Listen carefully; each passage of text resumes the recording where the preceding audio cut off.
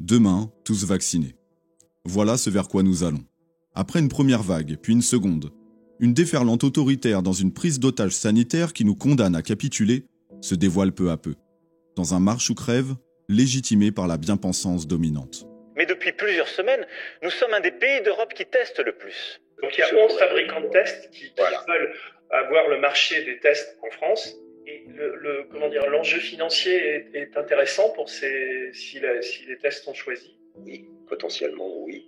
Ça dépend du nombre qui vont en découler. Il faut que ce soit remboursé pour qu'un test ou un médicament marche. Il y a deux critères pour mesurer la fiabilité d'un test qui sont donc si on repart de notre banque de sérum, on va en sortir une statistique. Et cette statistique, elle va être basée sur le nombre de faux positifs. On sait qu'ils sont négatifs, qu'il n'y a pas de virus, il n'y a pas d'anticorps dedans. Et pourtant, ils sortent positifs. Il peut y avoir plusieurs raisons pour ça, donc notamment, par exemple, quelqu'un qui a été exposé à un virus SARS précédent qui ressemble beaucoup au Covid. Alors, le critère de spécificité, c'est autre chose.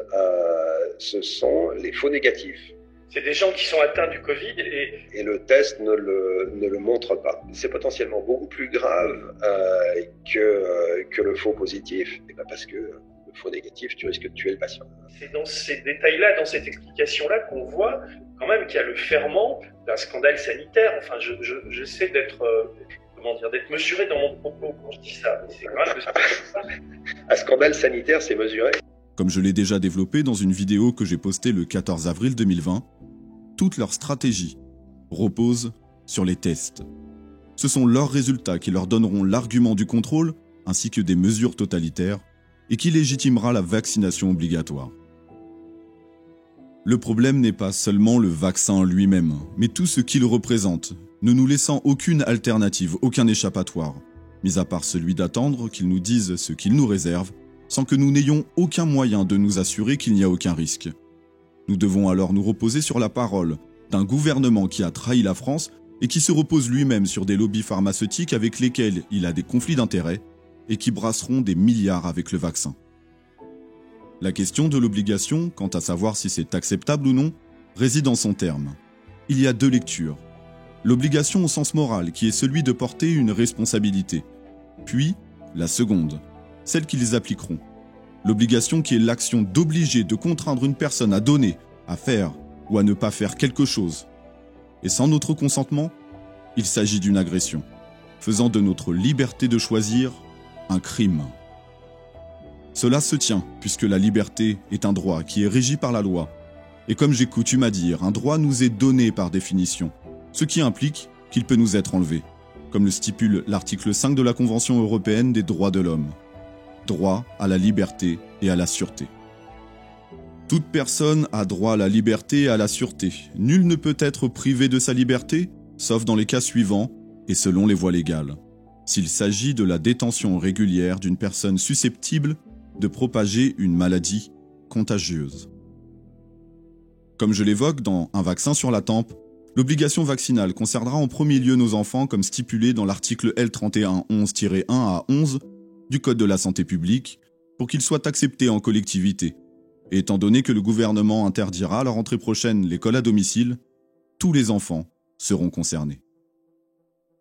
Nous pouvons également retrouver dans un document transmis le 9 juillet 2020 aux autorités nationales des éléments qui établissent les bases d'une stratégie de vaccination, dont voici quelques extraits. Si une vaccination obligatoire n'est ni souhaitable ni envisageable, une stratégie de vaccination fondée sur des choix purement individuels peut manquer d'efficacité et se révéler injuste socialement. Ces doutes sont confortés par divers phénomènes inhérents à la vaccination. Des réponses immunitaires de faible ampleur chez certaines personnes vaccinées peuvent être la source d'inquiétude.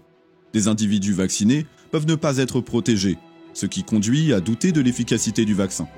Des accidents rares mais désastreux peuvent annihiler la confiance. Une évolution des textes concernant la prescription et la réalisation de l'acte vaccinal est à prévoir, dans un objectif de sécurité, de pertinence et qualité des soins et du suivi. La traçabilité doit être au rendez-vous. L'occasion de diffuser, généraliser, la mise en place d'un carnet électronique de vaccination doit être envisagée.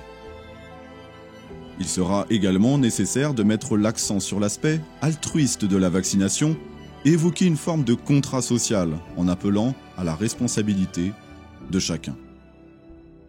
Ces questions deviennent cruciales si la vaccination n'est plus seulement l'objet de stratégies volontaires fondées sur le choix de chacun, mais de stratégies obligatoires, courantes pour les maladies infectieuses. Nous pouvons également trouver sur un article extrait du site publicsena.fr nommé Covid-19, un vaccin obligatoire, les sénateurs divisés. Les éléments suivants. Vers une vaccination obligatoire, si le vaccin venait à prouver son efficacité, se poserait alors la question d'une vaccination obligatoire. Reste à déterminer les modalités d'une telle vaccination. Peut-on vraiment obliger des personnes adultes à se faire vacciner ? Se demande la sénatrice Catherine Procaccia, qui rappelle que les 11 vaccins, aujourd'hui obligatoires, sont imposés aux jeunes enfants au moment de leur adhésion à certains lieux de vie collective.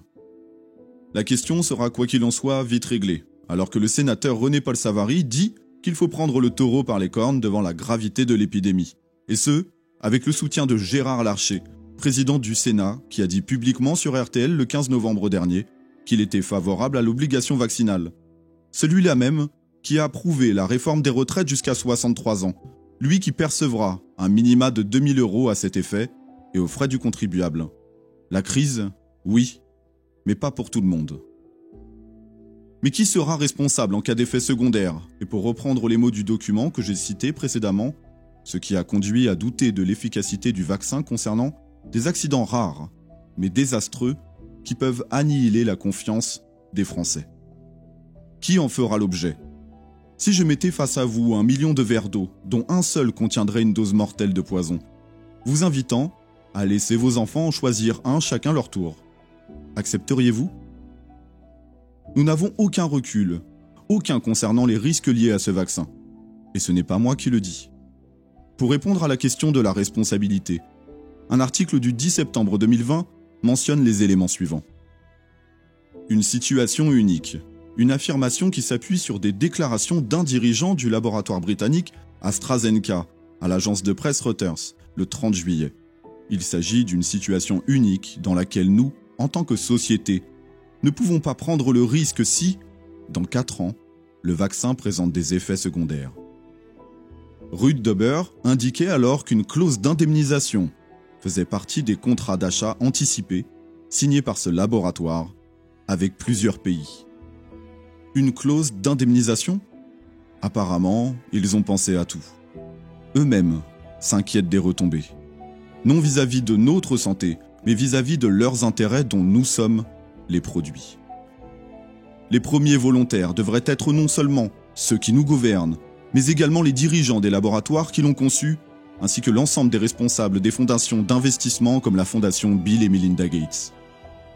Exigeons à notre tour de ceux qui veulent nous imposer la vaccination d'être les premiers à en faire l'objet par un laboratoire indépendant sous le contrôle du peuple, pour nous assurer qu'il ne s'agira pas là d'un placebo qui leur sera administré. S'il est sans danger, je suis convaincu qu'ils n'y verront aucun inconvénient de nous montrer l'exemple. L'obligation vaccinale, ça peut aussi aller dans les deux sens. Pour ma part, tant qu'il n'y aura pas une totale et complète transparence sur leurs mensonges, sur les conflits d'intérêts, sur les composants du vaccin, mais aussi sur les risques réels de leur administration, avec un document impliquant la responsabilité des États à assumer l'intégralité des conséquences en cas de complications, je resterai fermement opposé à une quelconque contrainte visant à mettre en danger mon intégrité et celle de nos enfants. Je suis pour la paix, mais être pacifiste n'est pas synonyme de non-violence. Je saurai, comme beaucoup d'autres Français, me défendre si cela est nécessaire. Œuvrons pour notre libération. Que Dieu vous garde et paix sur vous. C'était Jeffrey, et je vous dis à bientôt.